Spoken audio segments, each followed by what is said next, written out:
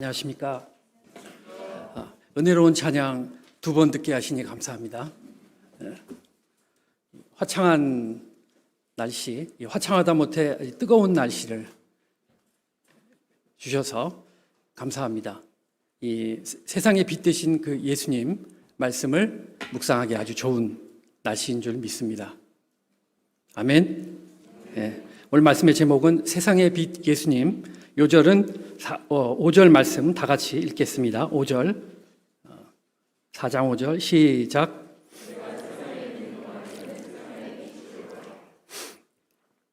세상에는 자신의 인생 문제, 심각한 문제나 또 작은 문제나 자신의 문제에 매여서 또 운명에 매여서 일생 어둡고 비참하고 또 운명적이고 패배적인 인생을 사는 사람이 얼마나 많은지 모르겠습니다. 그러나 어떤 사람들은 자신이 맹인이라는 이런 보지 못한다는 큰 힘든 문제가 있음에도 불구하고 어둠에 거하지 않고 빛된 인생을 살며 하나님께 영광 돌리는 삶을 살았던 사람들도 있습니다. 바니 제이 크로스비, 강영우 박사님, 또 헬렌 켈러 같은 그런 사람들도 있죠. 이분들의 공통점은 하나같이 빛 대신 예수 그리스도를 만났다는 것입니다. 예수님과 동행하는 삶을 살았다는 것입니다. 성경을 보면 성경에는 섭리의 하나님을 만난 사람, 그리고 빛 대신 예수님을 만난 사람, 그로 말미암아 자신의 힘든 문제를 이기고 역전의 발판으로 삼고 믿음으로 승리했던 수많은 사람들의 감동적인 이야기가 나옵니다. 예를 들면 요셉이 그러하고 다윗이 그러하고 룻이 그러하고 12제자가 그러하고 사도 바울이 그러했습니다. 오늘 말씀 통해서 우리 모두 빛 대신 예수님을 만나고 내 안에 있는 이 어둠, 작은 어둠도 물리치고 내 안에 힘든 문제 이겨내고 빛 대신 예수님으로 말미암아 빛된 인생, 승리의 인생을 살며 빛의 증거자가 될 수 있기를 기도합니다. 1절 보십시오. 1절 말씀을 다 같이 한번 읽어볼까요? 시작.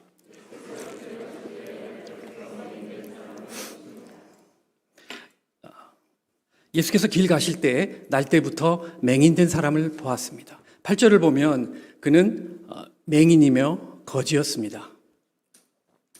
그는 일생 어두움 가운데 살 수밖에 없었습니다.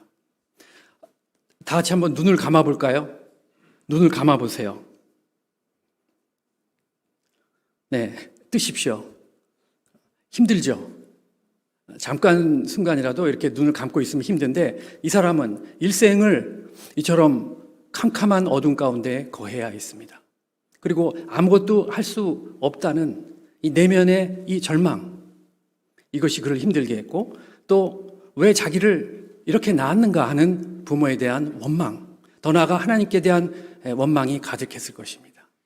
그가 할 수 있는 일이라고는 단 한 가지, 다른 사람들의 동정심을 자극해서 이제 구걸할 수 있는 한 가지 방법밖에는 없었습니다. 한많은 이 세상, 냉정한 세상, 동정심 없어서 나는 못 살겠네. 두 번 부르니까 약간 불쌍함에 좀 가까워졌습니다. 일부에서는 전혀 반응이 없더라고요. 그럴 때 이 동전이 땡그랑 땡그랑 하며 모였을 것입니다. 2절 보십시오. 제자들이 물어 이르시되 라삐여 이 사람이 맹인으로 난 것이 누구의 죄로 인함이니까 자기니까 그의 부모이니까. 제자들이 이 사람을 보자 심각한 질문을 하였습니다. 제자들은 이 사람이 이렇게 불행한 것은 누군가의 죄 때문이다 이렇게 생각을 했습니다. 제자들은 생각이 어둡고 운명적이었죠. 이런 고정관념으로 운명으로 눈이 어두워지면 하나님의 일을 할 수 없고 다른 사람을 살릴 수 없습니다. 제자라면은 사람을 살려야 되는데 전혀 힘을 쓸 수가 없는 것이죠. 당시 유대인들도 이 불행의 원인을 죄에서 찾았습니다. 우리도 이 불행한 사람을 보고 그 사람의 그 아픈 마음, 속 사정을 헤아리기보다 무엇을 잘못해서 저 사람이 저렇게 되었을까 하고 쉽게 판단하고 말하기 쉽습니다. 예배 안 드리고 그러더니 저렇게 된 거 아니야? 수문제가 있는 거 아니야? 그 말을 들을 때 다 듣습니다. 안 듣는 것 같아도 그 말을 들을 때 당사자들은 이 더 깊은 상처를 받게 됩니다. 3절을 보십시오. 3절 말씀을 다 같이 한번 읽어볼까요? 시작.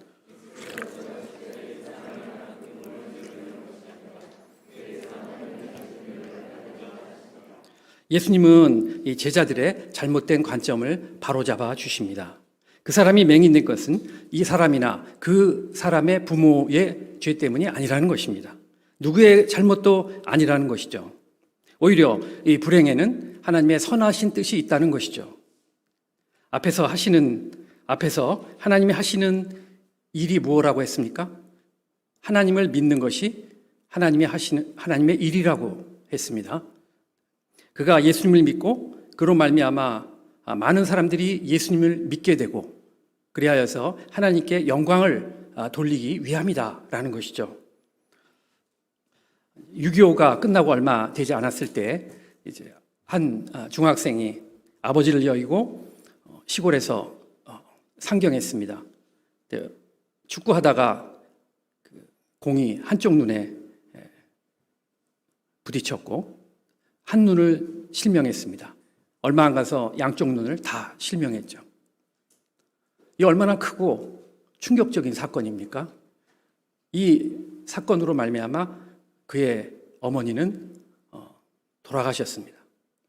그리고 그 누나는 이 동생을 뒷바라지하랴 자기 공부하랴 무리해서 건강을 잃고 그 누나도 죽었습니다. 이제 덩그러니 동생들과 함께 고아로 내팽개쳐졌습니다. 그때 이 소녀는 교회에 나가기 시작했고 주님께 간절히 엎드려 기도하였습니다. 그리고 오늘 말씀 하나님의 하실 일을 나타내려 하심이라 말씀을 붙들고 로마서 8장 28절 하나님을 사랑하는 자 곧 그 뜻대로 부르심을 입은 자들에게는 하나님이 합력하여 선을 이루느니라 말씀을 붙들고 이 어둠 가운데 거하지 않고 이 도전하는 인생을 살기 시작했습니다. 그러자 그가 변하기 시작했습니다.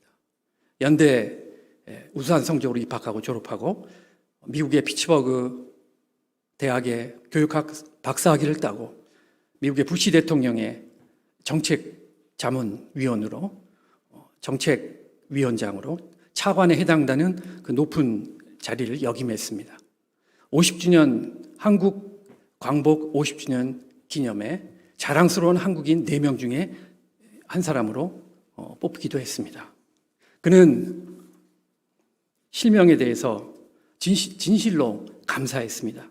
실명은 장애가 아니라 사명이라 했습니다. 그는 실명을 통해서 하나님이 하실 일을 기대했습니다.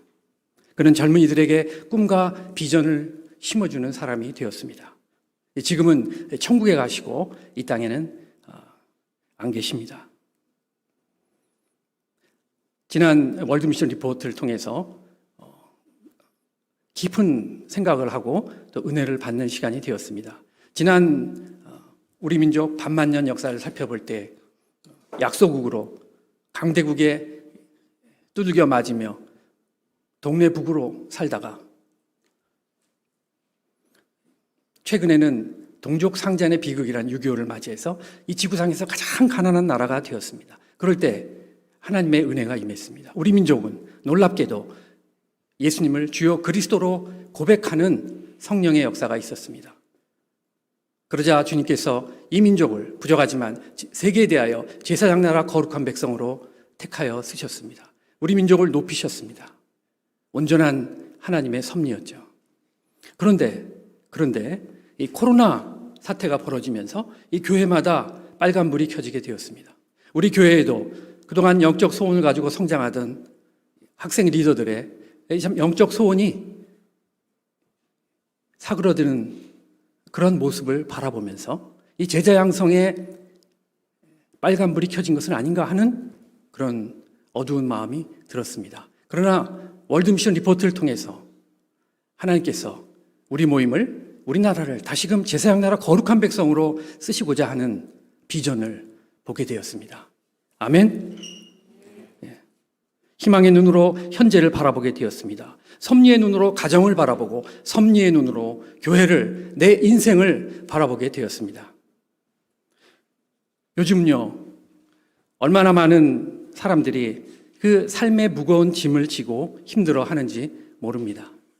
이 교회에 병원에 오는 환자들의 50% 이상이 마음의 병을 앓고 있는 것 같아요. 예수님은 해결되지 않는 문제로 힘들어하는 우리 모두를 어루만져 주십니다. 누구의 잘못 때문이 아니야. 하나님이 그 일을 통해서 영광을 나타내려 하심이야. 나에게 있는 고난과 시련은 하나님의 영광을 드러내기 위한 것입니다. 아멘. 하나님 안에 운명은 없습니다. 슬픔도 없습니다. 오직 희망과 섭리만이 있을 뿐입니다. 아멘. 4절 보십시오. 때가 아직 낮음에 나를 보내신 이의 일을 우리가 하여야 하리라. 밤이 오리니 그때는 아무도 일할 수 없느니라. 예수님은 지금은 낮이다 이렇게 말씀하시고 또 나를 보내신 이의 일을 해야 한다 이렇게 말씀하십니다. 그래서 우리라고 하심으로 제자들을 포함하고 우리 모두를 포함합니다. must라고 하심으로 반드시 마땅히 일을 해야 한다라고 강조하십니다. 낮은 어떤 때를 말합니까? 낮은 이 세상에 사는 동안이고 젊었을 때 그리고 건강할 때를 의미합니다. 인생의 밤이 오면 아무리 일하고 싶어도 할 수 없다는 것이죠. 예수님의 생애만 봐도 그렇습니다. 예수님은 이 3년, 공생의 3년이라는 기간은 얼마나 짧은 시간입니까? 하지만 이 기간 동안 예수님은 또 얼마나 많은 일을 하셨습니까? 온 인류를 구원하기 위해서 십자가에서 죽으시기까지 집중하셨습니다. 모래시계를 보십시오. 모래시계를 엎으면 모래알들이 시시각각 빠져나가는 것을 봅니다. 마지막 한 알까지 다 빠져나가면 이와 같이 우리의 인생의 끝도 언젠가는 오겠죠. 이처럼 우리 인생의 낮은 결코 길지 않습니다. 밤이 되면 일을 하고 싶어도 할 수 없습니다. 그러므로 우리는 영적 긴박성을 가져야겠습니다. 낭비할 시간이 우리에게는 없습니다. 늦잠 잘 시간이 어디 있나요? 게임할 시간이 어디 있나요? 술 취할 시간이 어디 있나요? 인생의 밤이 곧 옵니다. 그러므로 우리는 인생의 낮 시간에 부지런히 하나님의 일을 해야 합니다. 마치 마라톤 선수가 마지막 골인점을 향해서 달려가듯 월드컵에서 손흥민 선수가 독일의 텅 빈 골대를 향하여 전력 질주하듯 달려갈 수 있기를 기도합니다. 달려갈 수 있기를 기도합니다. 5절 보십시오. 5절 말씀 다 같이 읽어볼까요? 시작. 내가 세상에 있는 동안에는 세상의 빛이로라. 우리가 어떠한 불행한 조건 가운데서도 열심히 일해야 하는 이유가 무엇입니까? 빛 대신 예수님이 우리와 함께하기 때문입니다. 세상은 어둡습니다. 세상은 죄악됩니다. 세상은 문제투성이죠. 이런 세상에 예수님의 빛이 비추면 어둠이 물러가고 밝고 환해집니다. 우리가 빛 대신 예수님을 영접하면 그 순간부터 우리는 온전히 변화됩니다. 슬픔이 변하여 기쁨으로, 절망이 희망으로, 원망이 감사로, 운명이 섭리로, 심판이 구원으로 변하게 됩니다. 그때 비로소 우리는 현실 문제를 극복하고 힘차게 하나님의 일을 할 수 있습니다. 세상의 빛 대신 예수님을 찬양합니다. 예수님은 제자들에게 하나님의 일을 해야 하는 이유를 설명한 후에 제자들이 보는 앞에서 이제 구체적으로 일하시며 시청각 교육을 시키셨습니다. 6, 7절 보실까요? 6, 7절을 다 같이 한번 읽어볼까요? 시작.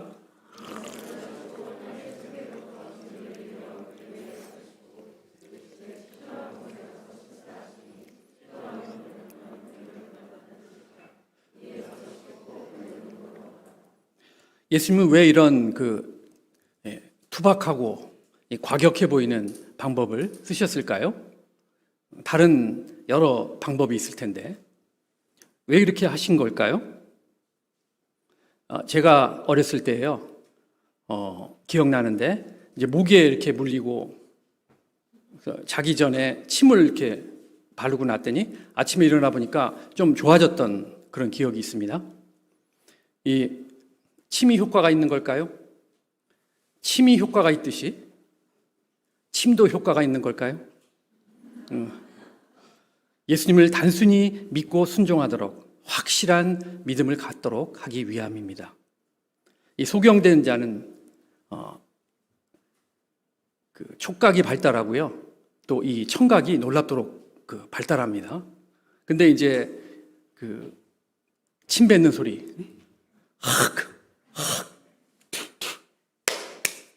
진흙 이기는 소리,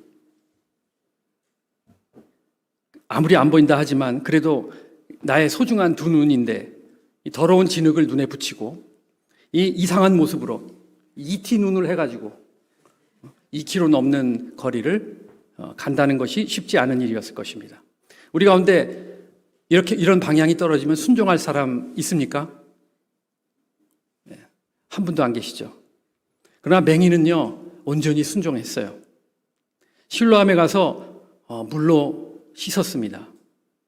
실로암은 보내심을 받았다는 뜻입니다. 즉 실로암은 하나님으로부터 보냄을 받은 예수 그리스도를 가리킵니다. 실로암 못에서 씻었습니다. 실로암 못에 씻었다는 것은 예수님의 말씀을 온전히 믿고 순종했다는 것입니다. 그럴 때 그의 눈이 떠지는 참으로 놀라운 기적이 일어났습니다. 와! 그는 처음으로 밝고 화창하고 아름다운 세상을 보게 되었습니다. 파란 하늘, 하얀 구름, 눈부시게 빛나는 햇살, 아름다운 꽃, 하나님의 형상을 닮은 개성 있는 사람들의 얼굴, 처음으로 봤어요. 그가 예수님의 말씀을 믿고 순종했을 때 이 놀라운 하나님의 능력을 체험했습니다. 빛 대신 예수님을 말미암아 눈을 뜨고 이제 그는 빛된 인생을 살게 되었습니다. 8절에서 11절 보십시오. 그가 이제 소경 되었을 때, 맹인 되었을 때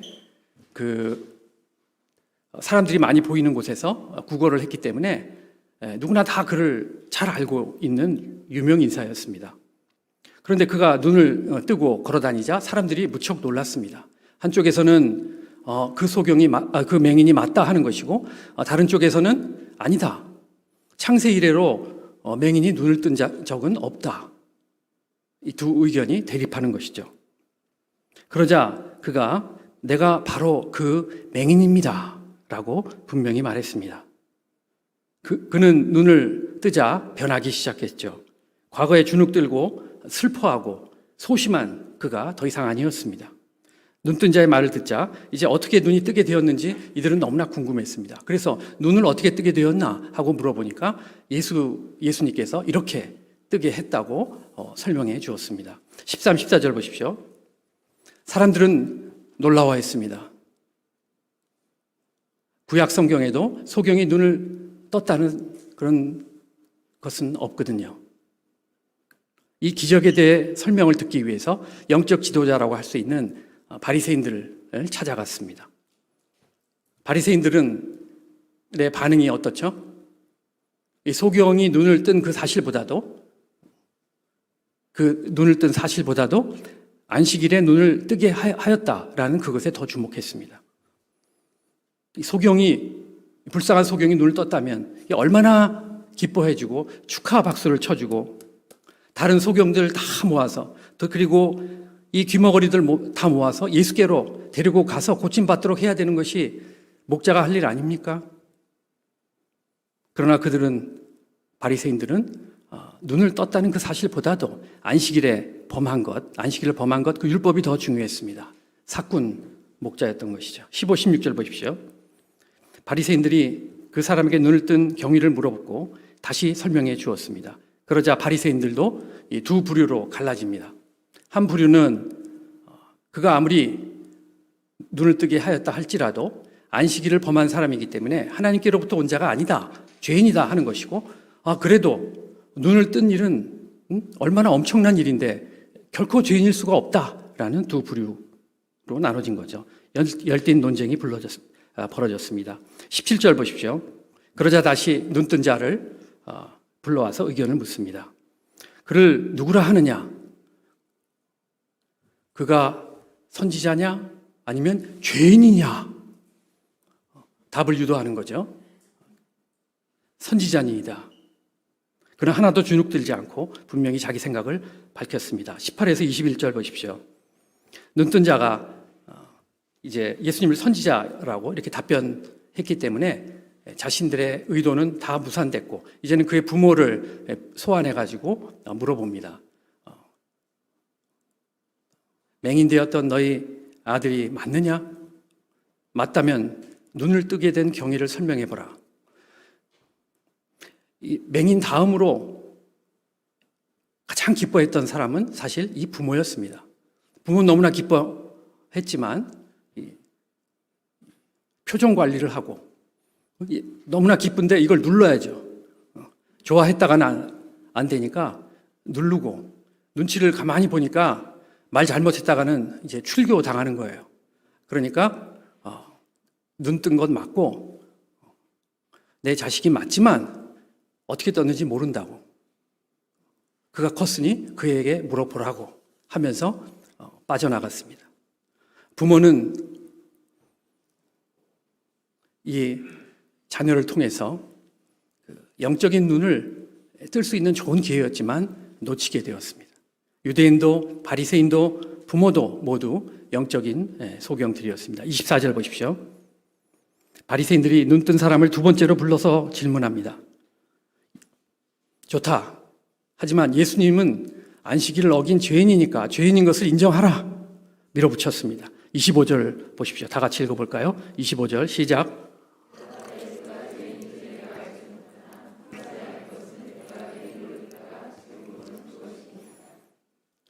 눈뜬 사람에게는 예수님이 죄인이다라고 말하기만 하면 편히 핍박받지 않고 편히 살 수 있는 길이 열려 있었습니다. 그러나 그는 분명히 말했죠. 예수님이 죄인인지 알지 못하지만 한 가지 분명히 아는 것이 있다고. 그것은 내가 맹인 되었다가 눈을 뜨게 된 사실 그 한 가지라고 말합니다. 그는 율법도 잘 몰랐습니다. 성경 말씀도 잘 몰랐어요. 그러나 예수님께 한 가지 받은 바 은혜, 그것은 알았습니다. 예수님께 받은 한 가지 은혜, 그것을 굳게 붙들었습니다. 그가 이 한 가지 은혜를 붙들었을 때 핍박, 회의, 두려움을 물리치고 믿음의 중심을 지킬 수가 있었습니다. 이제는 빛의 증거자로 쓰임 받게 되었습니다.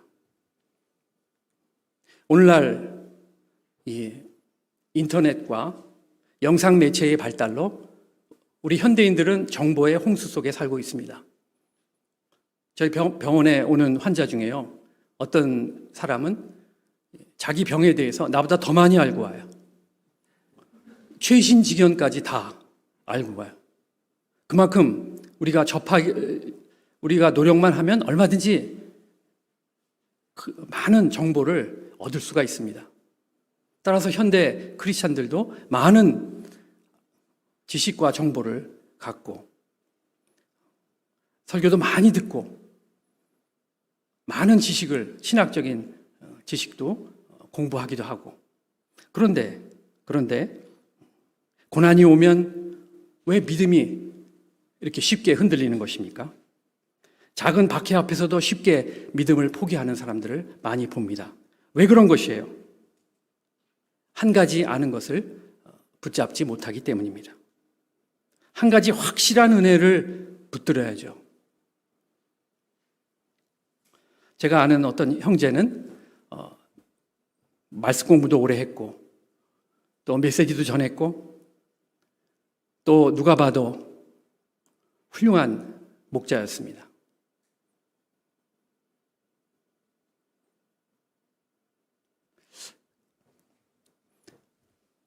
다음 차세대 리더감이었어요. 그런데 한 가지 어려움에 부딪히자 쉽게 교회를 떠나고 쉽게 주님을 떠나는 것을 보았습니다.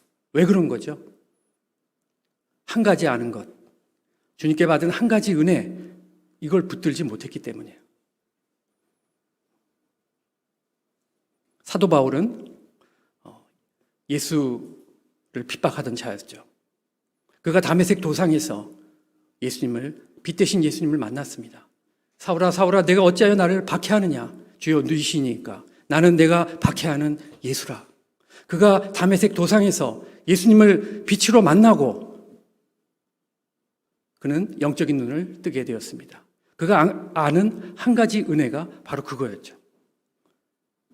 그가 땅끝까지 복음을 전하며 숱한 고난과 환난을 당하고 죽음의 그 위기 앞에서도 결코 포기하지 않고 힘차게 하나님의 역사를 섬길 수 있었던 원동력은 그가 많이 알고 있는 그러한 지식이 아니고 한 가지 주님께 받은 바 은혜였습니다. 한 가지 아는 것, 한 가지 확실한 은혜, 구원의 은혜를 붙잡는 사람은 닻을 깊이 내린 배와 같이 폭풍우 가운데서도 떠내려 가지 않게 됩니다. 34절 보십시오. 그는 믿음을 지키다가 출교를 당했습니다. 그냥 눈 한번 질끈 감고 안 보인다고 거짓말하거나 또는 예수님은 죄인이다 라고 말하면 이 편한 삶이 보장되는 것이었습니다. 그러나 그는 그렇게 하지 않았습니다. 한 가지 아는 것을 붙들었습니다. 결국 출교되었죠. 나에게 한 가지 아는 것, 한 가지 확실한 은혜가 있습니까? 우리도 눈뜬 사람처럼 손해를 보더라도 핍박을 당하더라도 한 가지 아는 것을 붙들고 주님 편에 굳건히 설 수 있기를 기도합니다. 그러면 예수님이 신방 오세요. 만나주십니다. 35절 보십시오. 예수님은 눈뜬 사람이 출교당한 것을 알았습니다. 예수님은 그를 신방 가셨습니다. 예수님은 그래 얼마나 힘드니 먹고 살 길은 있고 위로의 말을 하지 않으셨습니다. 예수님은 그에게 내가 인자를 믿느냐? 인자는 메시아 그리스도를 호칭하죠. 이 사람은 예수님을 선지자로만 그동안 알고 있었는데 이제 이 단계에서는 결코 구원을 받을 수가 없죠. 예수님은 그가 예수를 믿고 그리스도를 믿고 하나님 나라를 소유하도록 도우십니다. 주여 내가 믿나이다 신앙 고백하며 절하며 경배했습니다. 그럴 때 영적인 눈이 온전히 떠지게 되었습니까? 예수님을 그리스도로 고백함으로 영생을 얻게 되었습니다. 하나님 나라에 들어가게 되었습니다. 육신의 눈을 떴을 때도 기뻤겠지만 영적인 눈을 떴을 때 더욱 기뻐했을 것입니다. 기쁨에 넘쳐서 춤을 추었을 것입니다. 은혜의 감격으로 눈물을 흘렸을 것입니다. 우리도 예수님을 아는 단계에 머무르지 말고 메시아로 그리스도로 만나야겠습니다. 예수님은 나를 만나주시길 원합니다. 말씀을 통해서 주님을 만나고 영적인 눈을 뜰 수 있기를 기도합니다. 이번 여름 바이블 캠프에 빛 대신 예수님을 만나고 영적인 눈을 뜨는 역사가 풍성히 일어날 수 있기를 기도합니다. 한번 눈을 떴지만 세상에서 살면서 눈이 반쯤 잠긴 분들도 눈을 번쩍 뜨는 역사가 이번 바이블 캠프에 있기를 기도합니다. 39절 보십시오. 39절을 다 같이 읽어볼까요? 시작.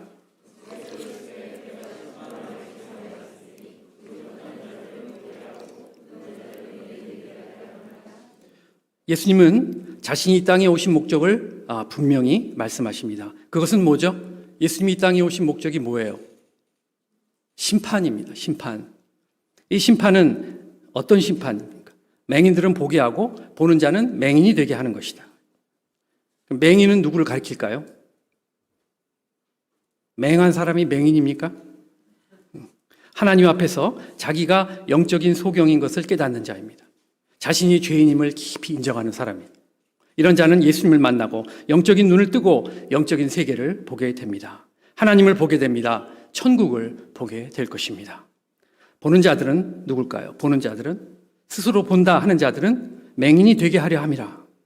여기서 보는 자들은 이 눈에 보이는 것이 전부다. 눈에 보이는 세상이 전부다라고 믿고 더 이상 하나님의 말씀을 들으려고 하지 않는 자들을 말합니다. 이런 사람은 세상의 화려함만을 봅니다. 돈, 물질이 주는 안락함, 사람들의 인정, 명예가 주는 달콤함에 취합니다. 이들은 영적 어둠의 깊은 수렁에 빠져나오지 못하므로 결국은 심판받게 되는 것입니다. 40절 보십시오. 예수님과 함께 있던 바리새인들이 아주 중요한 말을 했습니다. 우리도 맹인인가? 예수님은 이제 알았어요. 맹인 맞거든요. 하시지 않으셨습니다. 너희가 맹인 되었더라면 죄가 없으려니와 본다고 하니 너희 죄가 그대로 있느니라. 보는 것, 죄와 연결시키셨습니다. 예수님이 육신의 눈을 뜨게 하신 것은 세상의 빛 대신 예수님을 보게 하기 위함이요, 영적인 눈을 뜨게 하는 것은 죄사함을 주기 위함입니다. 예수님을 만나기 전에 저는 이제 어둠의 자식으로 살았습니다. 9살 때 아버님이 돌아가심으로 저는 이제 성격이 확 바뀌더라고요. 그 전에는 이제 동네에서 골목 대장이었는데 이제 9살 이후로는 기죽어 다녔습니다. 소심하고 연약한 아이로 컸습니다. 의대 공부를 따라가지 못해서 두려움과 절망과 어두움에 깊이 빠졌을 때 빛 대신 예수님이 저를 찾아오셔서 새 인생 살게 하셨습니다. 너무나 감사해서 목자 인생을 출발했습니다.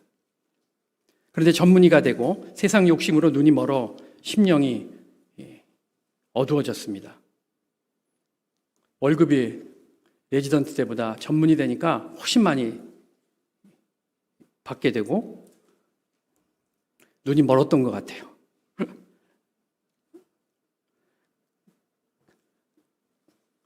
이를 가만히 놔두고 볼 주님이 아니시죠.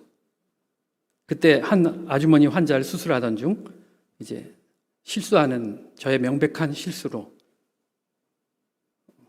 합병증이 발생했고 재수술 했는데 또 합병증이 생기고 또 3차 수술을 했는데 더 중한 합병증이 생겨서 이분은 중환자실에서 죽음만을 기다리던 처지가 되었습니다.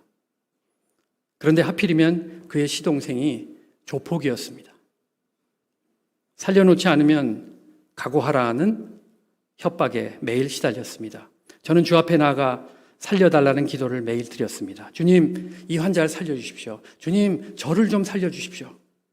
그러자 생명의 빛 예수님이 일하기 시작했습니다. 그는 기적적으로 살아났고 그의 가족, 친지들은 모두 예수님을 믿게 됐고 저는 러시아 선교사의 삶을 살게 되었습니다.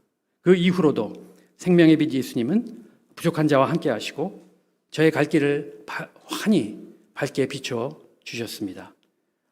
오늘 지금 여기까지 인도하셨습니다. 생명의 빛 예수님을 찬양합니다. 결론적으로 예수님은 세상의 빛이 되십니다. 이 빛 대신 예수님을 영접할 때 우리 내면의 어두움은 물러갑니다. 생명의 빛으로 가득 차게 됩니다. 운명에서 벗어나 섭리의 인생을 살게 됩니다. 밝고 희망찬 인생을 살게 됩니다. 빛 대신 예수님을 증거하는 빛의 사자들이 됩니다. 세상의 빛 예수님을 찬양합니다. 기도하고 마치겠습니다. 사랑해 주님 감사합니다. 세상에 빛으로 오신 예수님 너무나 감사합니다. 어둠 가운데 있을 때 빛이 되어주시고 저희를 빛 가운데로 인도하시고 구원하시고 새 생명 살게 하시는 애 감사합니다. 지금도 어둠 가운데 갈 길 몰라 방황하는 자들이 많이 있습니다. 주님, 저희가 이 생명의 빛 되신 예수님을 전하는 빛의 사자들이 되게 하시고, 또 어떠한 어려움이나 환난이나 핍박이 닥친다 하더라도 한 가지 주님께 받은 확실한 은혜를 붙드는 성숙한 주의 종들이 다 되게 도와주시옵소서. 예수님 이름으로 기도했습니다. 아멘.